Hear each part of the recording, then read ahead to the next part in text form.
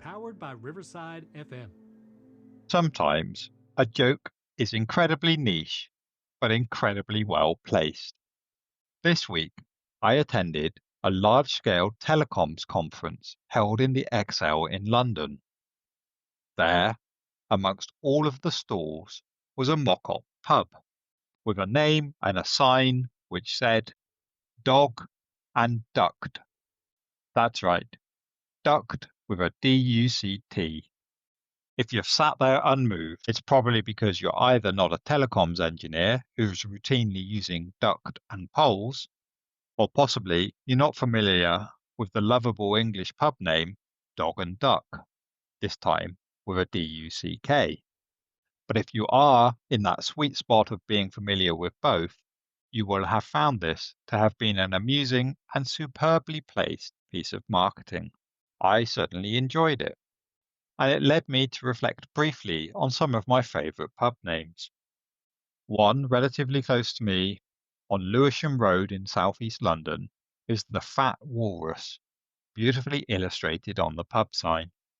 Another, and this is quite widespread as there are several pubs of this name, is the Ferret and Trouser Leg, a name conjuring up a really awkward scenario. On a similar theme is the Frog and Nightgown, which used to be present on the Old Kent Road in London.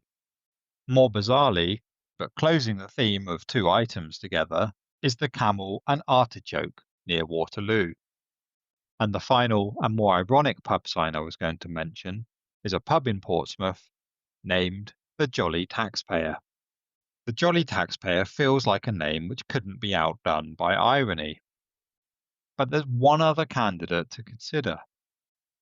The national pub chain Wetherspoons has several pubs in London called the Moon Underwater.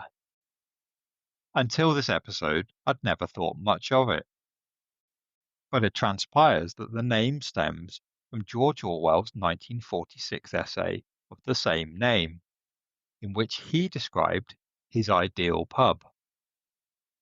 He outlined 10 key features that made it special.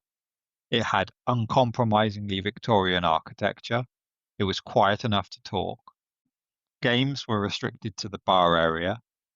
There were friendly, motherly barmaids. It would sell tobacco, aspirin, and stamps. Had a snack counter, meals available upstairs, served draft stout, had a large garden, and had a child-friendly atmosphere. Of course, it transpired that what Orwell was describing was a fictional pub, and it didn't in fact exist. Rather, it was a name associated with a dream pub. And it's on that basis that Wetherspoons took the name to apply to some of its branches. Ironic or not? Well, that's for you to decide.